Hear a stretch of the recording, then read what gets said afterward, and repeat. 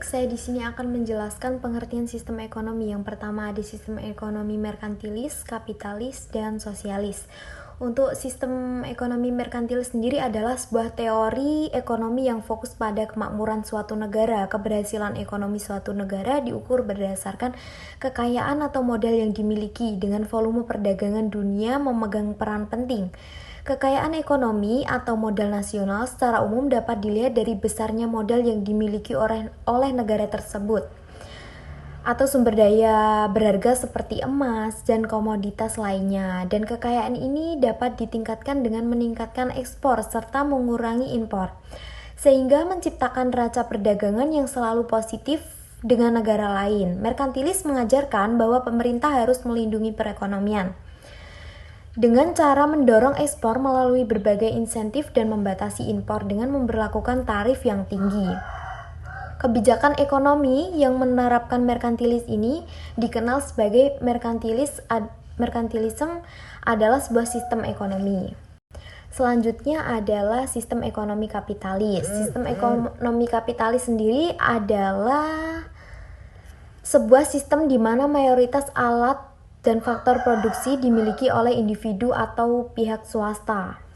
Sistem ini ditandai dengan kepemilikan pribadi atas alat produksi dan distribusi serta penggunaannya dalam kondisi persaingan dan meraih keuntungan. Dalam sistem kapitalis, individu memiliki kebebasan untuk mengendalikan sumber daya, termasuk kompetisi dengan orang lain untuk memenuhi kebutuhan mereka serta bersaing atas perusahaan untuk mendapatkan keuntungan.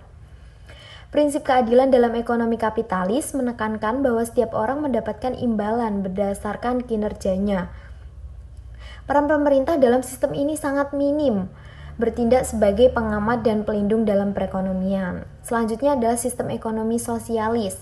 Sistem ekonomi sosialis muncul sebagai tanggapan terhadap sistem ekonomi kapitalis yang dinilai menyebabkan distribusi kekayaan yang tidak merata, berbeda dengan kapitalisme yang sepenuhnya mengendalikan merkantilis pasar untuk mengatur siklus ekonomi. Sistem ekonomi sosialis menerapkan pemerintah sebagai pengendali utama kegiatan ekonomi negara. Pemerintah terlibat dalam perencanaan, pelaksanaan, dan pemantauan rantai ekonomi masyarakat. Dalam kehidupan sehari-hari, istilah sosialis ini memiliki beragam makna. Istilah ini dapat merujuk pada sistem ekonomi tertentu serta digunakan untuk menyebut aliran filsafat, ideologi, cita-cita, ajaran, atau gerakan. Sebagai sistem ekonomi di mana pemerintah mengendalikan industri-industri besar seperti pertambangan, infrastruktur jalan dan jembatan, kereta api, dan industri lainnya yang mempengaruhi kesejahteraan masyarakat dalam wujud yang paling komprehensif. Sosialis melibatkan penguasaan negara terhadap seluruh sarana produksi termasuk tanah pertanian serta penghapusan kepemilikan individu. Baik, saya di sini akan menjelaskan analisis persamaan dan perbedaan aliran merkantilis. Merkantilis adalah sebuah aliran pemikiran ekonomi yang dominan di Eropa pada abad ke-16 hingga abad ke-18. Paradigma ini didasarkan pada beberapa prinsip dan keyakinan dasar yang bertujuan untuk memperkuat kekayaan dan kekuasaan negara. Berikut adalah penjelasan mengenai paradigma aliran ekonomi merkantilis. Pengumpulan kekayaan dalam bentuk logam berharga. Paradigma merkantilis menekankan bahwa kekayaan suatu bangsa diukur dengan jumlah emas dan perak yang dimilikinya. Mereka menerima bahwa logam berharga adalah kerangka kekayaan yang paling utama dan penting. Penyesuaian nilai tukar yang menguntungkan. Kaum merkantilis berpendapat bahwa untuk menjadi kaya dan efektif, sebuah negara harus berusaha untuk mencapai penyesuaian pertukaran yang positif, yang berarti bahwa harga perdagangan harus lebih menonjol daripada harga impor. Limpahan pertukaran ini akan membawa logam mulia ke dalam negara. Proteksionisme merkantilis mendukung peraturan proteksionisme seperti pajak yang tinggi untuk produk impor, pembatasan waktu, dan dana abadi untuk bisnis perumahan. Intinya adalah untuk memastikan bisnis rumah tangga dari persaingan luar dan mendorong ekspor. kolonialisme dan penyalahgunaan tanah jajah. Pandangan dunia merkantilis memberi energi kepada negara-negara untuk mencari dan menguasai daerah jajahan.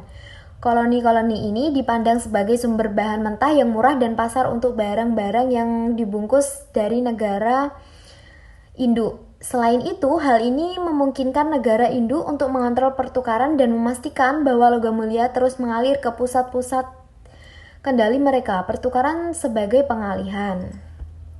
Zero sum adalah merkantilis memberikan pertukaran di seluruh dunia sebagai permainan zero sum, di mana pengambilan satu negara dianggap sebagai kemalangan bagi negara lain. Selanjutnya, negara-negara harus berusaha untuk memaksimalkan keuntungan yang mereka dapatkan dalam pertukaran dunia. Bagian dinamis dari pemerintah. Pemerintah dianggap memiliki peran yang sangat penting dalam mengontrol dan mengendalikan ekonomi. Hal ini termasuk mengendalikan pertukaran, menetapkan biaya dari berbagai infrastruktur dan lisensi kepada perusahaan tertentu untuk memajukan pembangunan keuangan nasional.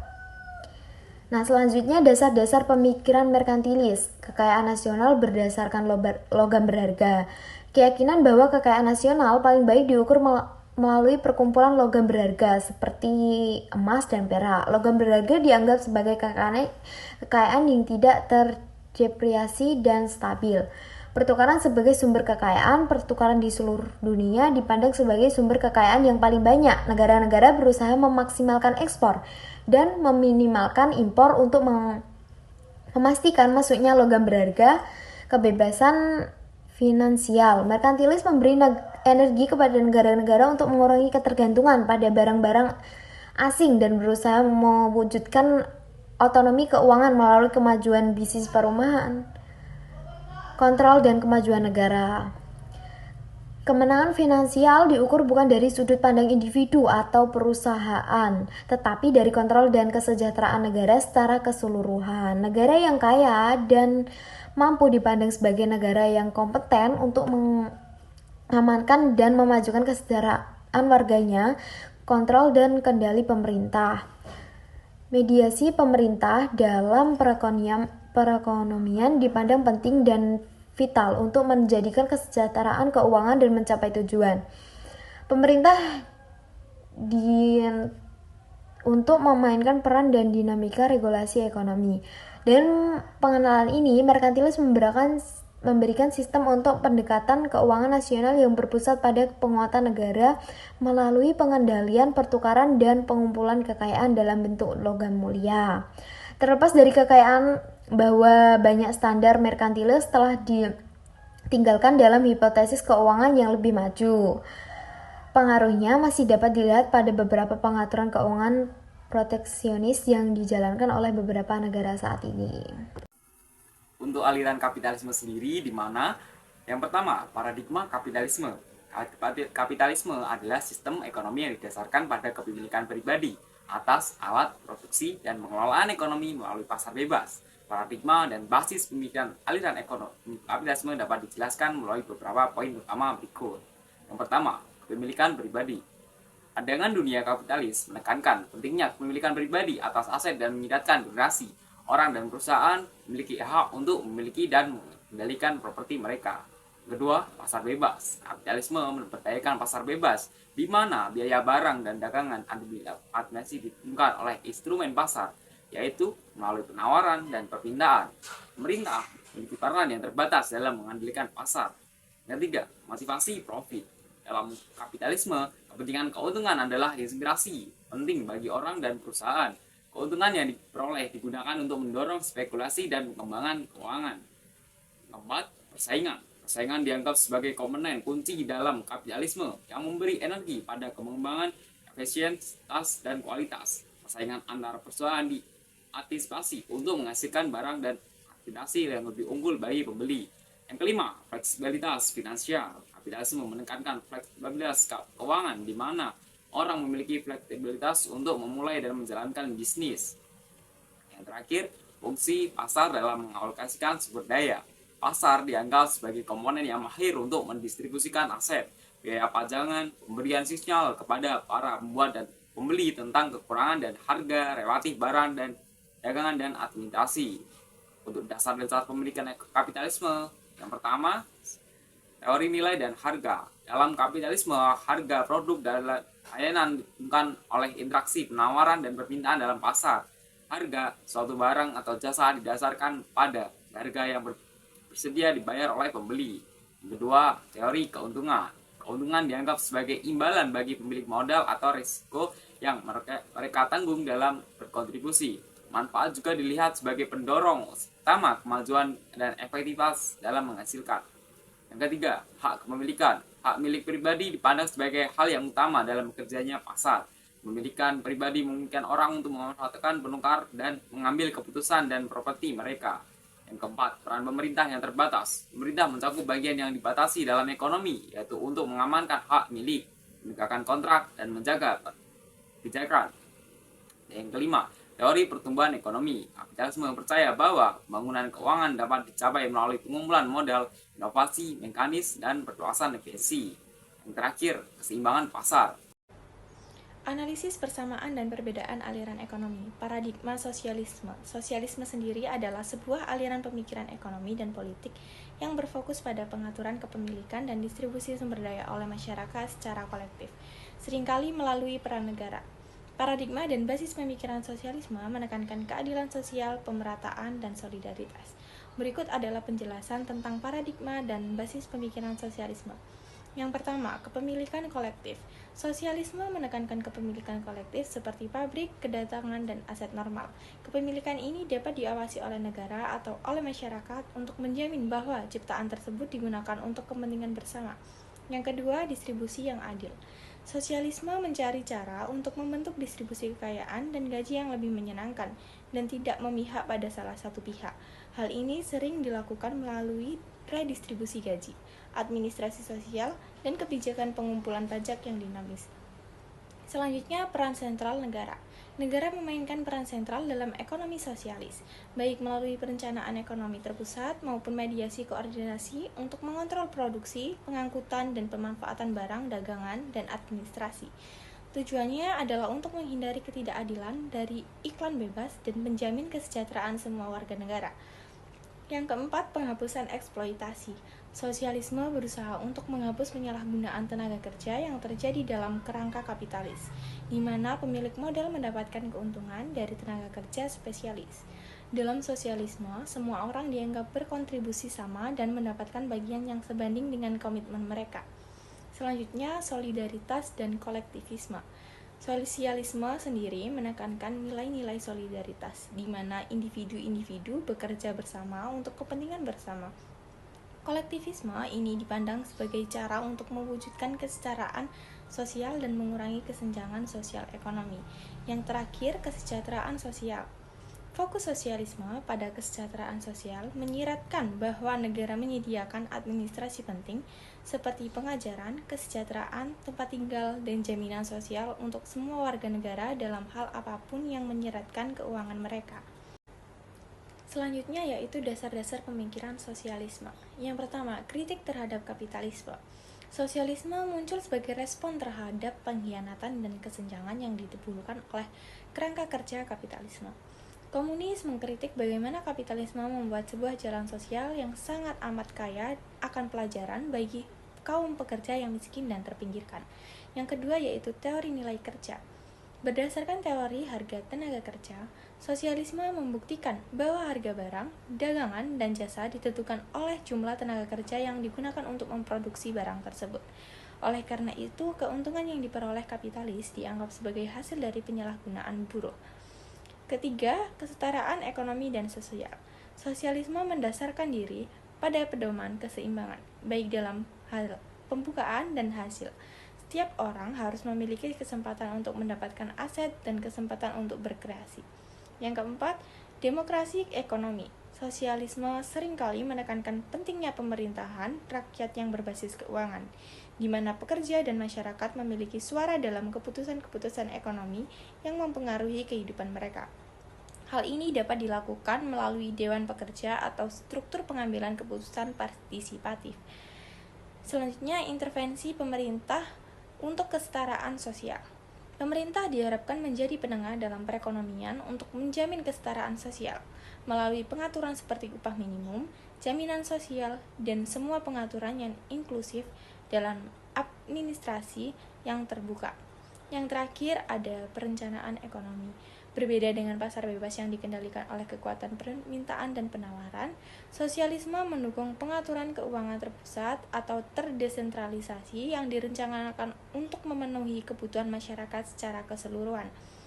Paradigma dan basis sosialisme ini bertujuan untuk menciptakan masyarakat yang lebih adil dan makmur, di mana semua orang memiliki titik impas dalam mengakses sumber daya dan peluang. Meskipun penerapan sosialisme bergeser di berbagai negara, prinsip-prinsip dasarnya tetap berpusat pada kesetaraan sosial, nilai, dan solidaritas.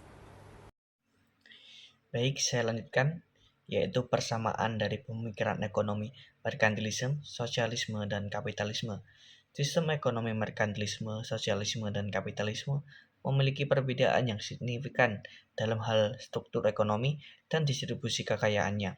Namun, ada banyak kesamaan antara ketiganya, yaitu yang pertama, tujuan utama.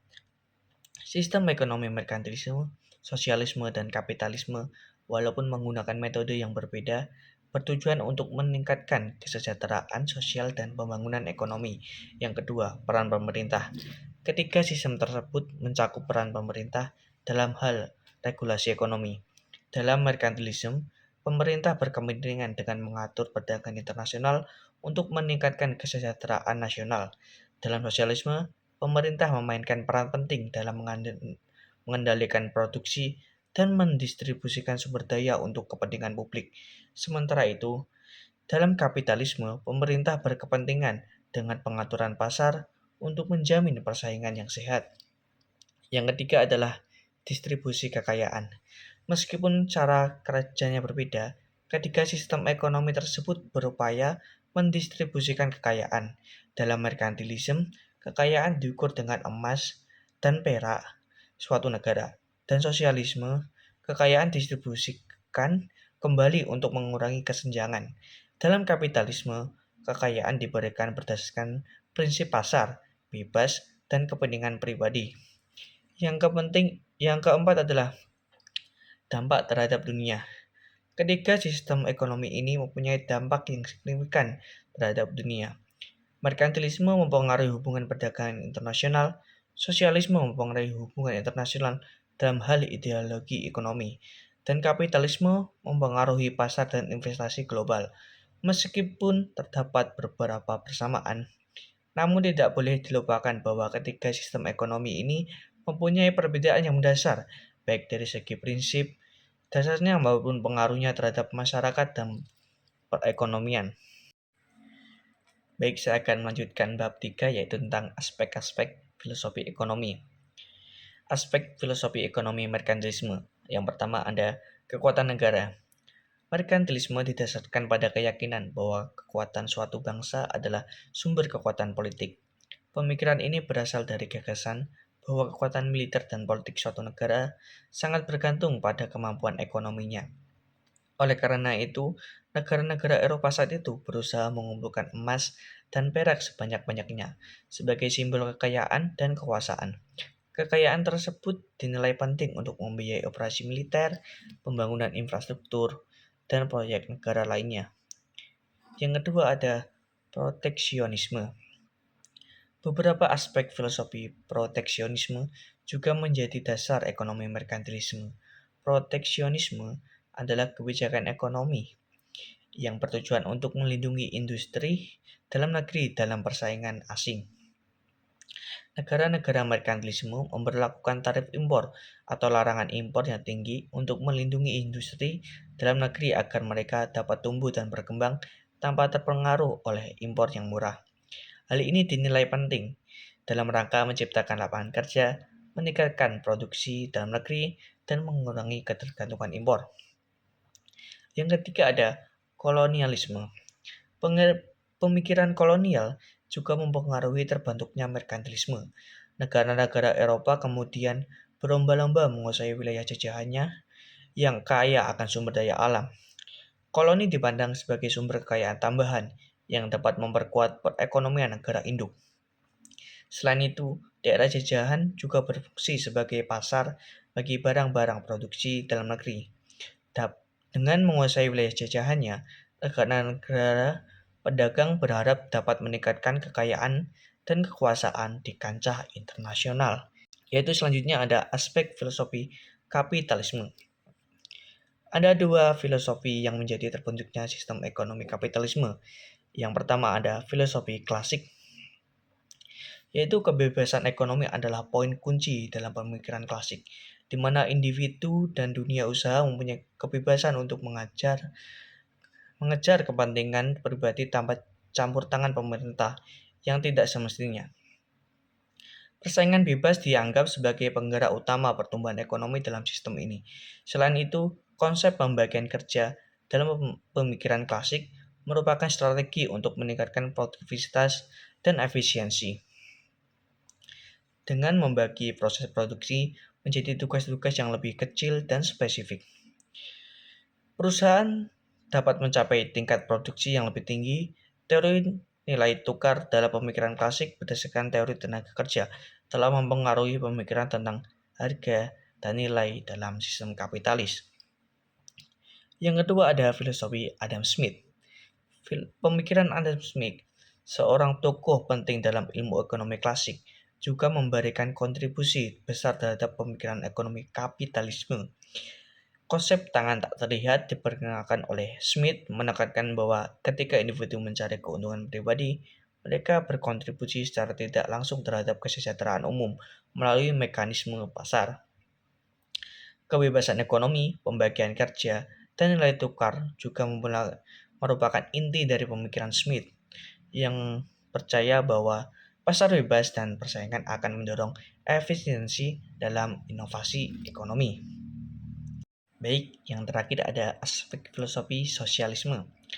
Sistem ekonomi sosialisme didasarkan pada beberapa aspek filosofi dasarnya.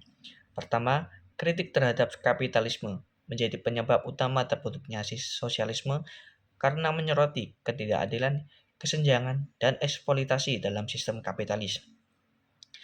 Kepemilikan bersama atas sumber daya ekonomi merupakan konsep penting sosialisme, di mana sumber daya dimiliki secara kolektif oleh masyarakat untuk mengurangi kesenjangan ekonomi.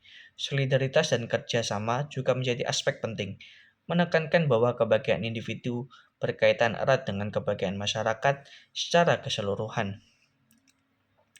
Distribusi kekayaan dan hasil kerja produksi yang adil merupakan prinsip dasar sosialisme yang menjamin kesejahteraan bersama, perlindungan sosial termasuk akses yang setara terhadap layanan kesehatan, pendidikan, perumahan, pekerjaan, juga merupakan prioritas utama dalam sistem sosialis yang menjamin kesejahteraan semua warga negara.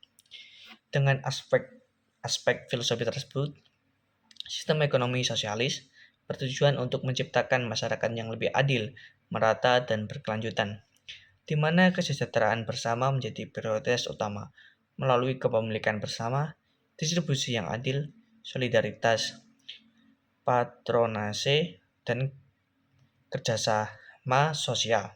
Sosialisme berupaya mencapai tujuan kemakmuran bersama bagi semua anggota masyarakat.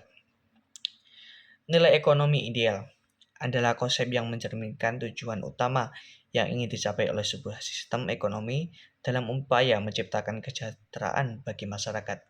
Sistem ekonomi memiliki perspektif yang berbeda dalam menentukan apa yang dianggap sebagai nilai ekonomi ideal, tergantung pada prinsip-prinsip dasar dan tujuan yang ingin dicapai oleh sistem ekonomi tersebut.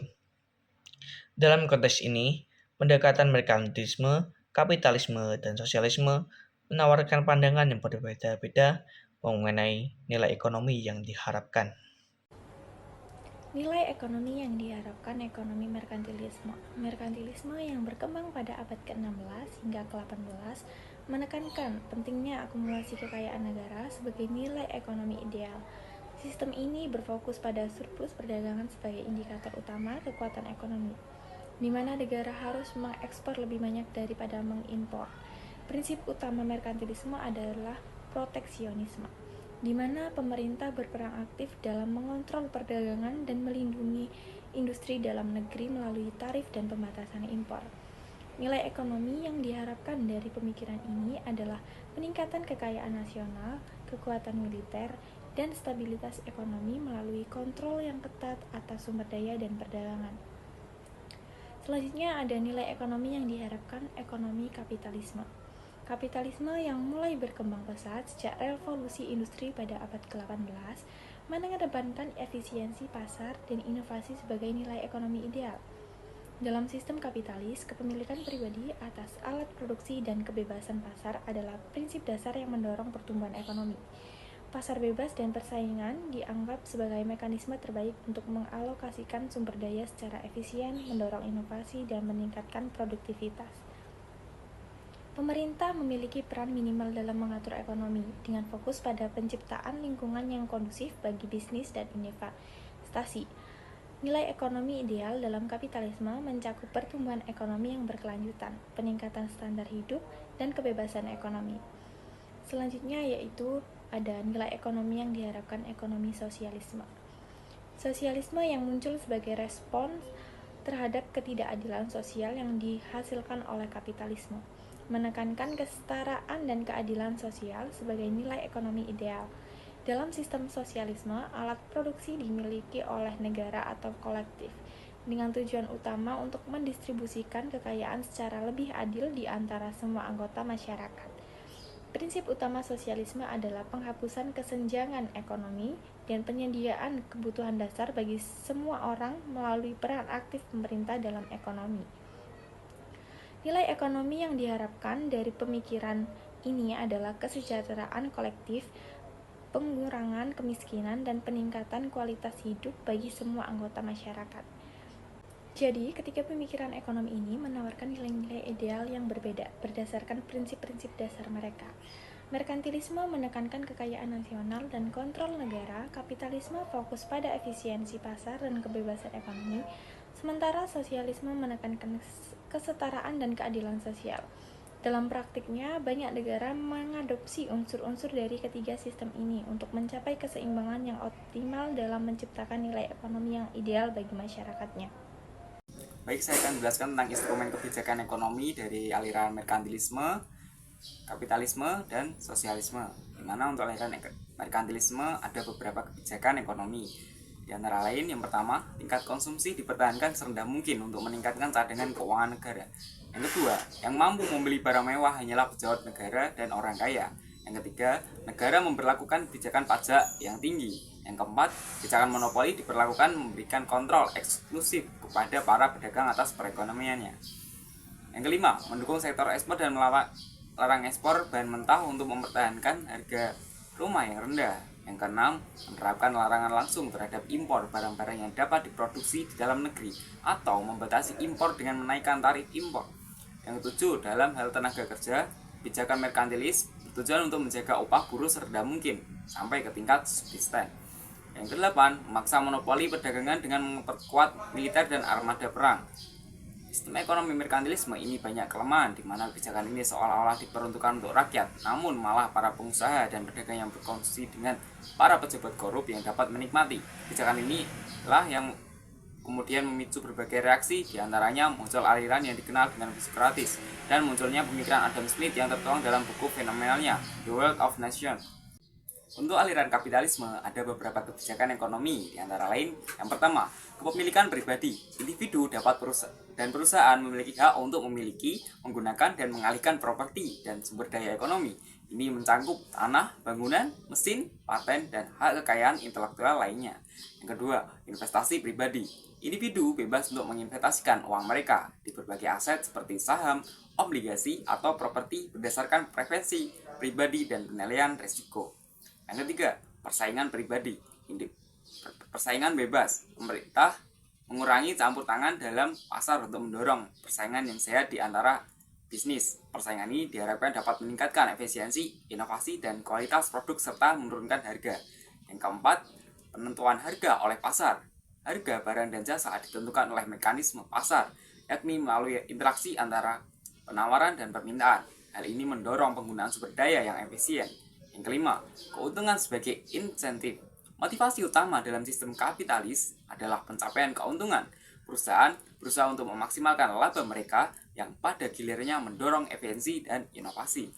Yang keenam, kebebasan usaha. Individu memiliki kebebasan untuk memulai dan menjalankan bisnis, serta untuk memilih pekerjaan dan mengembangkan keterampilan mereka sesuai dengan minat dan kemampuan. Yang ketujuh, perdagangan bebas. Kapitalisme mendukung perdagangan bebas antara negara-negara dengan sedikit atau tanpa hambatan seperti tarif dan kuota. Yang kedelapan, intervensi pemerintah yang terbatas. Pemerintah dalam sistem kapitalis umumnya membatasi peran mereka dalam ekonomi.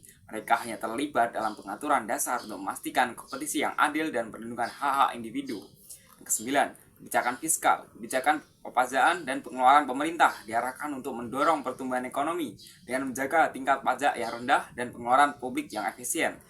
Sistem kapitalisme menekankan pada kebebasan individu dan pasar sebagai pendorong utama bagi pertumbuhan ekonomi dan peningkatan kesejahteraan, meskipun terdapat berbagai varian kapitalisme dengan tingkat intervensi pemerintah yang berbeda-beda. Prinsip-prinsip dasar ini tetap menjadi fondasi utama. Yang terakhir, aliran sosialisme. Adapun beberapa kebijakan ekonomi sosialisme di antara lain. Yang pertama, kepemilikan umum atas alat-alat produksi dan distribusi yang memungkinkan masyarakat untuk mengendalikan sumber daya dan menghasilkan keuntungan. Kedua, perencanaan sentral. Pemerintah berperan sebagai perencana sentral dalam menentukan output dan tingkat harga, memungkinkan pemerintah untuk mengatur sumber daya dan menghasilkan keuntungan.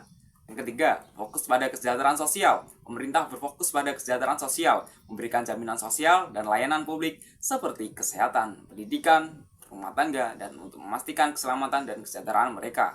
Yang keempat, pengurangan kesenjangan sosial. Pemerintah mengimplementasikan kebijakan yang mengurangi kesenjangan sosial seperti redistribusi kekayaan melalui pajak progresif dan subsidi untuk memastikan bahwa manfaat dari pertumbuhan ekonomi dibagi secara adil. Yang kelima, kontrol harga. Pemerintah mengatur harga barang-barang strategis untuk memastikan bahwa harga tetap stabil dan dapat diakses oleh masyarakat. Yang keenam, koperasi pekerja. Koperasi pekerja yang dimiliki oleh pemerintah sendiri memungkinkan pekerja untuk mengendalikan sumber daya dan menghasilkan keuntungan. Yang ketujuh, pengawasan publik. Pemerintah berperan sebagai pengawas publik dalam mengawasi kegiatan ekonomi, memastikan bahwa kegiatan ekonomi berjalan dengan baik dan tidak terjadi korupsi. Dengan demikian, kebijakan ekonomi sosialisme berfokus pada kepentingan masyarakat, mengawasi sumber daya, dan menghasilkan keuntungan yang adil. Namun, kebijakan ini juga memiliki dampak negatif seperti kesulitan untuk mengawasi sumber daya dan ketergantungan pada pemerintah. Baik, kesimpulan dari makalah ini adalah mengkaji persamaan dan perbedaan antara pemikiran ekonomi merkantilis, kapitalis, dan sosialis. Memberikan pemahaman yang komprehensif tentang bagaimana masing-masing sistem ini membentuk dinamika ekonomi dan sosial di berbagai periode sejarah.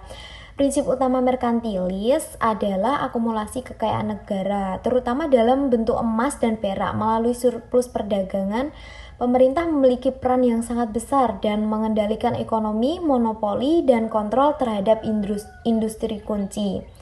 Kapitalis didasarkan pada prinsip-prinsip pasar bebas, kepemilikan pribadi atas alat-alat produksi, dan dorongan untuk keuntungan pribadi. Dalam ekonomi kapitalis, pemerintah memiliki peran yang lebih terbatas dibandingkan dalam merkantilis.